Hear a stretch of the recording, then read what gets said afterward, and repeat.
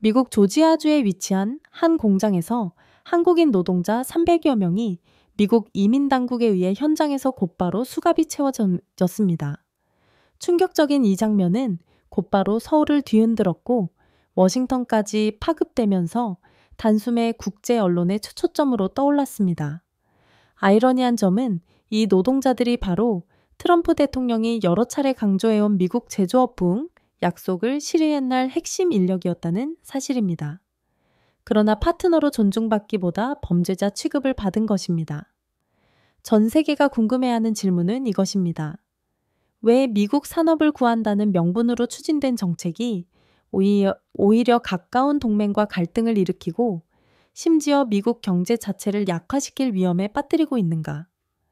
본격적으로 들어가기 전에 좋아요 버튼을 눌러주시는 것도 잊지 마세요.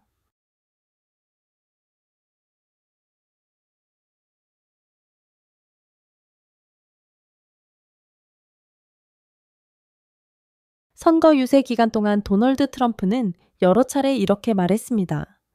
미국은 세계화로 인해 빼앗긴 제조업 일자리를 반드시 되찾아야 한다. 이는 미국을 다시 위대하게 Make America Great Again 라는 구호 속 핵심 공약이었고 수많은 유권자들에게 디트로이트, 오하이오, 펜실베이니아에 방치된 공장들이 다시 불을 밝힐 것이라는 희망을 안겨주었습니다. 트럼프의 계획은 단순해 보였습니다. 높은 관세 장벽을 세워 외국 기업들을 미국으로 끌어들이고 그 과정에서 미국 노동자들에게 일자리를 제공한다는 구상입니다. 종이 위에서는 매력적인 메시지였습니다. 자국 산업 보호 수입, 의존 차단, 그리고 미국 제조업의 꿈 재건. 하지만 현실은 훨씬 더 냉혹했습니다. 한국, 일본, 유럽산 제품에 25%의 고율 관세를 부과하면서 트럼프 행정부가 간과한 사실이 있었습니다. 바로 미국 내의 숙련 노동력이 심각하게 부족하다는 점입니다. 오늘날의 첨단 제조업 반도체 생산에서 전기차 조립까지 은 단순 노동력만으로는 운영될 수 없습니다. 수년간 교육과 실습을 거친 기술자와 숙련공이 필요합니다. 그러나 미국은 수십 년 동안 직업 훈련 시스템을 사실상 방치해왔습니다. 한국이 수십억 달러 규모의 투자를 약속하며 조지아주에 공장을 건설하기로 했을 때 이는 양국 모두에게 윈윈 기회로 여겨졌습니다. 미국은 일자리를 얻고 한국 기업은 세계 최대 시장에 접근할 수 있는 기회였던 것입니다. 하지만 프로젝트가 막 시작되자마자 비자 장벽과 이민세관 단속국, IIC의 불시 단속이 이어지면서 협력의 꿈은 순식간에 악몽으로 변했습니다.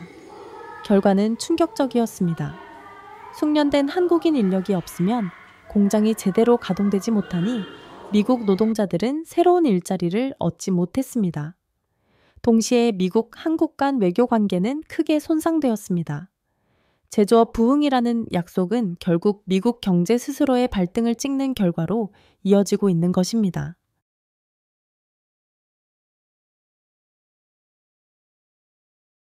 지난 70여 년 동안 한국은 미국에 가장 가까우면서도 충성스러운 동맹 중 하나로 여겨져 왔습니다.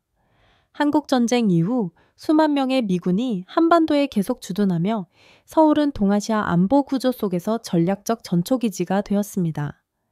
무역 면에서도 한국은 워싱턴과의 원만한 관계를 유지하기 위해 여러 차례 양자협정에서 양보를 해왔습니다. 그러나 트럼프 행정부는 불평등한 무역 합의를 강요하는 길을 택했습니다. 미국은 한국산 수출품에 15% 관세를 부과하면서 서울에는 미국산 제품에 보복 관세를 매길 권리를 허락하지 않았습니다.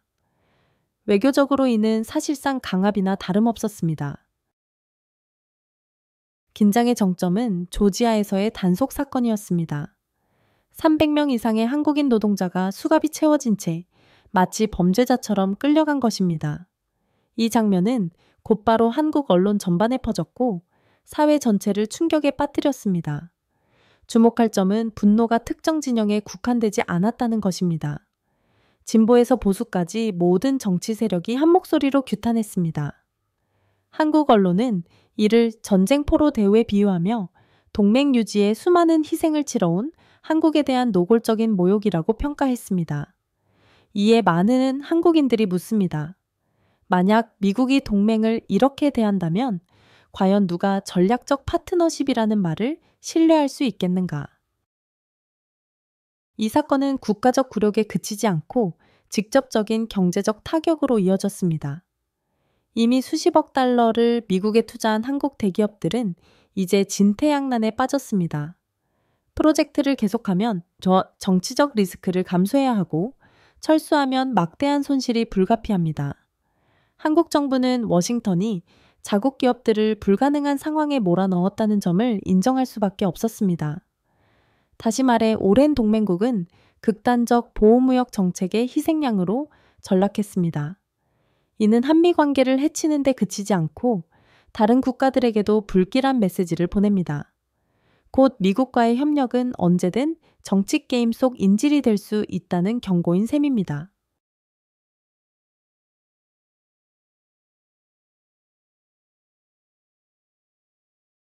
트럼프 행정부는 여러 차례 강조했습니다. 높은 관세 장벽을 세우고 이민을 제한하며 외국 기업들을 미국에 투자하도록 압박하면 미국 노동자들에게 더 많은 일자리가 돌아갈 것이라고 말입니다. 그러나 현실은 정반대였습니다. 새로운 일자리를 창출하기는커녕 이러한 정책들은 생산 라인을 마비시키고 수천 개의 잠재적 일자리를 눈앞에서 사라지게 만들었습니다. 가장 큰 문제는 숙련 노동자의 부재입니다. 첨단 공장은 단순 노동력만으로는 운영되지 않습니다.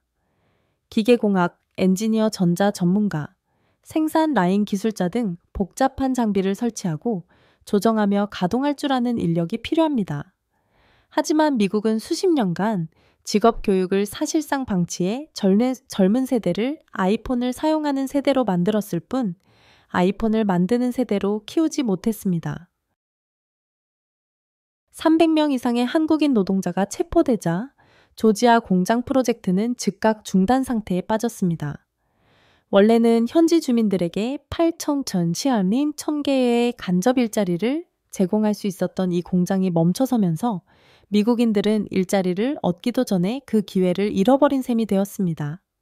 경제학자들은 이를 두고 스스로 발등을 찍은 사례라 부릅니다. 보호무역 정책은 미국을 더 독립적으로 만들겠다는 의도였지만 숙련 노동력이 부족한 상황에서 오히려 경제적 부담만 키우는 결과를 낳은 것입니다. 그 결과는 무엇일까요? 첫째, 생산 비용이 급격히 증가합니다. 숙련된 기술자가 부족하니 기업들은 외부 용역을 쓰거나 비싼 값으로 기술을 수입해야 합니다. 둘째, 생산 일정이 지연됩니다. 특히 전기차와 반도체 프로젝트가 잇따라 차질을 빚고 있습니다. 셋째, 투자자 신뢰가 무너집니다. 가까운 동맹인 한국조차 이런 대우를 받는다면 다른 다국적 기업들은 미국에 투자하기 전 2번 생각할 수밖에 없습니다. 글로벌 경제에서 가장 소중한 자산은 신뢰입니다. 그런데 워싱턴이 단기적 정책으로 그 신뢰를 깨뜨리면 장기적 대가를 치르는 것은 바로 미국 자신입니다. 그리고 가장 큰 역설은 제조업 부흥을 내세운 정책이 오히려 미국의 새로운 산업화 과정을 방해하고 있다는 사실입니다.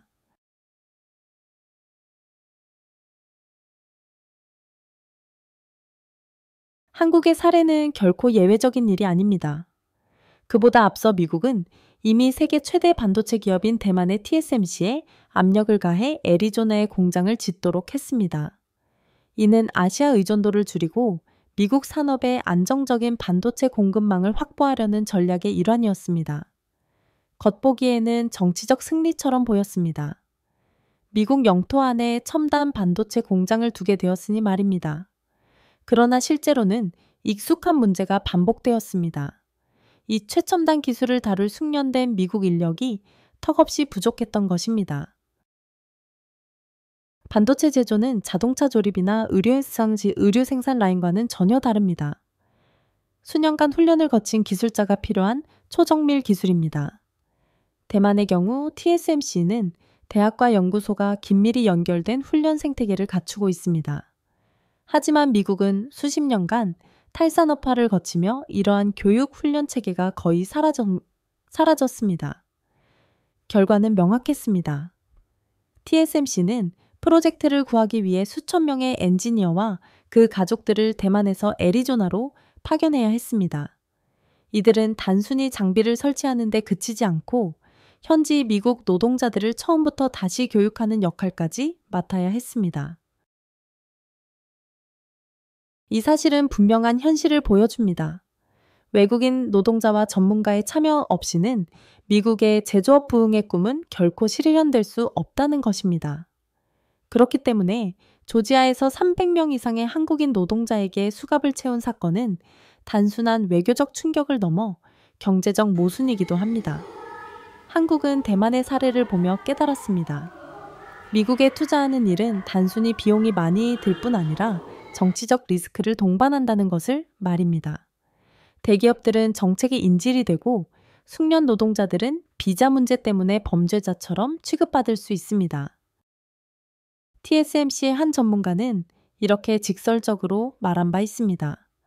우리는 미국에 수십억 달러를 투자했지만 돌아온 것은 불필요한 장벽과 숙련되지 않은 현지 노동력이었습니다.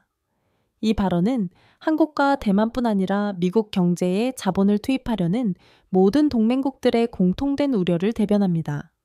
즉, TSMC의 교훈은 명확한 경고입니다. 만약 미국이 계속 경제정책을 정치적 무기로 삼는다면 미국 우선주의 어메리카 퍼스트는 곧 미국 고립주의 어메리카 언론로 전락할 수 있다는 사실입니다.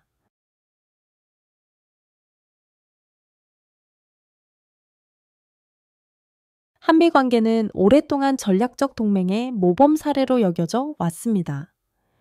미국은 북한의 위협으로부터 한국을 보호하고 서울은 워싱턴의 충성스러운 동부가 동맹을 제공해 왔습니다.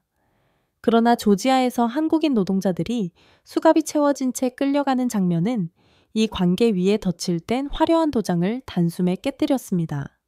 문제는 이번 사건이 단순한 노동 갈등에 그치지 않고 외교적 위기로 번졌다는 점입니다. 한국의 정치인들은 진보와 보수를 막론하고 일제히 반발했습니다. 언론은 조지아에서의 장면을 국가적 치욕이라고까지 표현했습니다.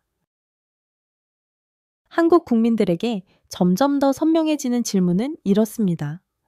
미국이 정말로 우리를 동맹으로 여긴다면 왜 하대하듯 대우하는가?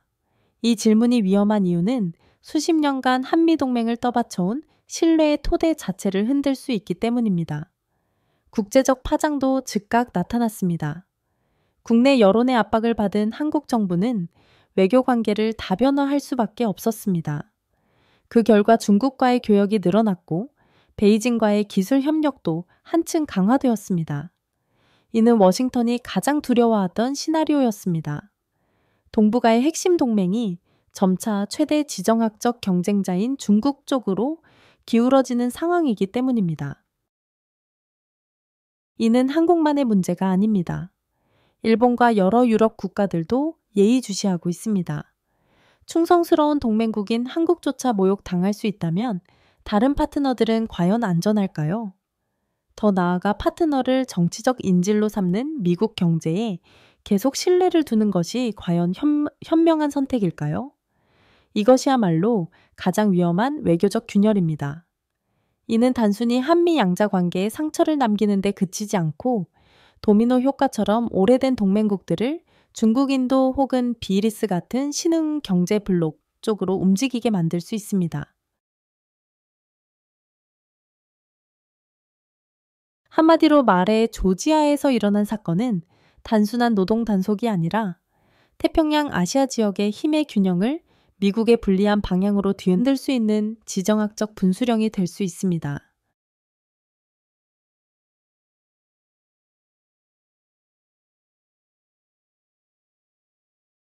겉으로만 본다면 많은 사람들이 의문을 가질 수 있습니다. 왜 미국은 스스로 공장 노동자나 엔지니어를 양성하지 않고 한국, 대만, 멕시코 노동자들에게 의존하는가? 그 답은 더 깊은 현실에 있습니다. 바로 미국 사회가 문화적, 계급적 사고방식에 덫에 갇혀 있다는 것입니다. 최근 한 조사에 따르면 미국인의 80% 이상이 미국은 재산업화가 필요하다는 데 동의했습니다. 그러나 당신은 공장에서 일할 의향이 있는가? 라는 질문에는 약 20%만이 그렇다고 답했습니다. 왜 이런 현상이 나타나는 걸까요? 미국에서는 공장에서 일하는 것이 흔히 하급우로 여겨집니다. 이른바 블루콜라 계층의 일로 간주되는 것입니다. 반면 중산층은 사무실에서 에어컨을 켜놓고 이메일을 쓰며 관리직을 맡는 이미지와 연결됩니다. 미국 사회의 문화는 오래전부터 육체노동을 하층 계급으로 낙인 찍었고 중산층만이 성공의 상징으로 자리 잡았습니다. 이러한 고정관념 때문에 미국 산업은 숙련 인력이 점점 더 부족해졌습니다. 20세기의 미국의 자랑이었던 직업교육 기술훈련 프로그램은 점차 사라지었습니다. 문 닫은 공장들은 새로운 세대를 훈련시키는 현장이 되지 못했고 대신 고급 주거지나 아마존 물류창고로 바뀌어버렸습니다. 이런 상황에서 이민자들은 자연스러운 대체 인력이 되어 왔습니다. 19세기 이래 유럽, 아시아, 라틴 아메리카에서 온 이주민들이야말로 미국 생산 라인을 지탱한 주역들이었습니다. 그들은 힘든 노동을 감수하며 정착의 기회를 얻으려 했습니다. 하지만 미국의 이민 정책은 점점 더 엄격해졌고 특히 트럼프 집권 시기에 그 경향이 두드러졌습니다. 이민자들은 산업의 기둥으로 인정받기보다 부담 혹은 위협으로 묘사되곤 했습니다. 이것이 바로 미국이 직면한 문화적 역설입니다. 미국인들은 공장을 원하면서도 정작 스스로는 그 안에서 일하기를 꺼립니다. 미국은 이민 노동력이 필요하지만 정치권은 그들을 밀어내고 있습니다. 산업은 숙련 기술을 필요로 하지만 미국 사회는 직업 훈련을 하찮게 여깁니다. 비유적으로 말하자면 미국은 산업화의 케이크를 먹고 싶어 하지만 그 케이크를 굽기 위해 손을 더럽히는 것은 원치 않는 것입니다. 바로 이 사고방식이 미국의 재산업화 계획을 막다른 길로 몰아넣고 있습니다.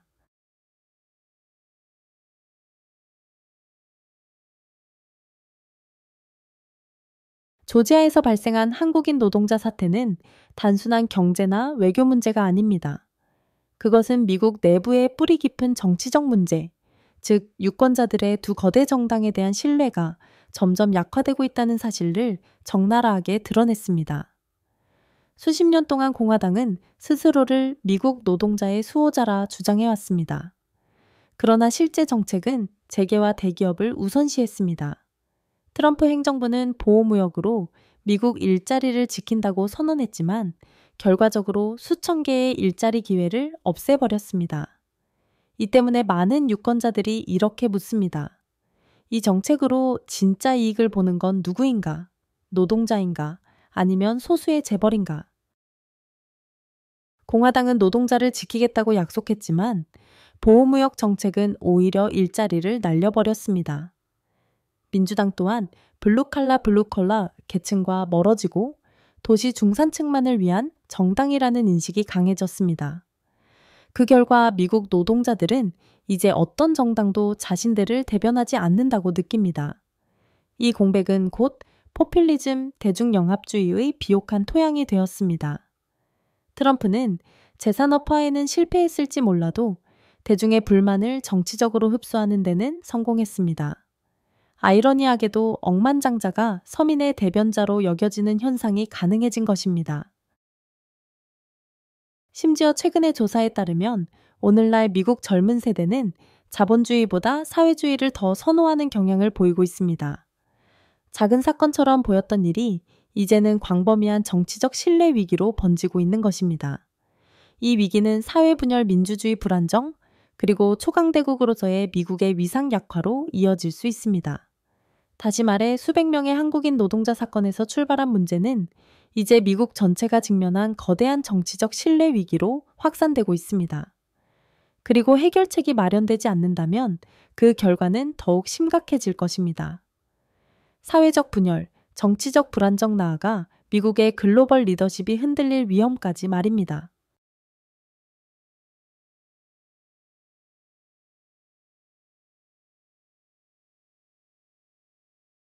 조지아에서 벌어진 충격적인 단속 이후 수백 명의 한국인 노동자들은 미국에서 일하기보다 귀국을 선택했습니다. 이는 곧 현대와 LG가 수십억 달러를 투자한 공장 프로젝트가 무기한 중단 상태에 빠졌음을 의미합니다. 원래는 수천 개의 간접 일자리를 창출했어야 할 생산 라인들이 이제는 차가운 철 구조물로 멈춰 서 있을 뿐입니다. 큰 질문은 이것입니다. 과연 이런 상황에서 누가 미국에 계속 투자하려고 할까요? 가까운 동맹인 한국조차 정치적 인질로 전락할 수 있다면 일본, 독일, 대만의 대기업들이 과연 안전하다고 느낄 수 있을까요? 만약 모든 투자 프로젝트가 불시 단속, 비자 제한, 외교 갈등의 위험을 안고 있다면 미국의 기업 환경에 대한 신뢰는 곧 무너질 수밖에 없습니다. 더 심각한 문제는 타격을 입은 산업이 단순한 주변 분야가 아니라 21세기 전략의 양대축이라는 점입니다. 바로 자동차와 반도체입니다. 이 두 분야는 인공지능, 국방, 청정에너지까지 모든 산업의 기반이 됩니다. 만약 이렇게 핵심적인 분야마저 혼란에 빠진다면 다음 차례는 어디일까요? 아시아산 태양광 패널 공급망에 여전히 의존하는 재생에너지 산업일까요? 아니면 중국과 직접 경쟁하고 있는 첨단 기술 분야일까요? 그곳에서 미국은 외국 전문가의 참여 없이는 버틸 수는 없습니다. 앞으로의 미래는 그야말로 불확실합니다. 미국 산업을 구한다는 명분으로 시작된 정책이 이제는 미국 안팎에 불신을 심고 있기 때문입니다. 그리고 아마도 가장 큰 역설은 트럼프가 증명하고 싶었던 미국 우선주의 아메리카 퍼스트가 현실에서는 점점 고립된 미국 아메리카 alone 으로 바뀌어가고 있다는 점일 것입니다.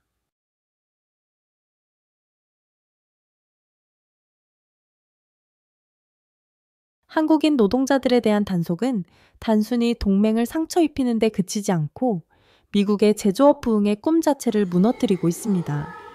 이것이 과연 미국에서의 투자 철수 물결의 시작일까요? 그리고 만약 아메리칸 드림이 흔들린다면 세계는 중국, 인도 혹은 또 다른 신흥 권력 중심지를 새로운 기착지로 선택하게 될까요? 만약 이 영상이 여러분께 생각할 거리를 남겼다면 좋아요와 구독을 눌러 더 많은 콘텐츠를 응원해주세요. 감사합니다.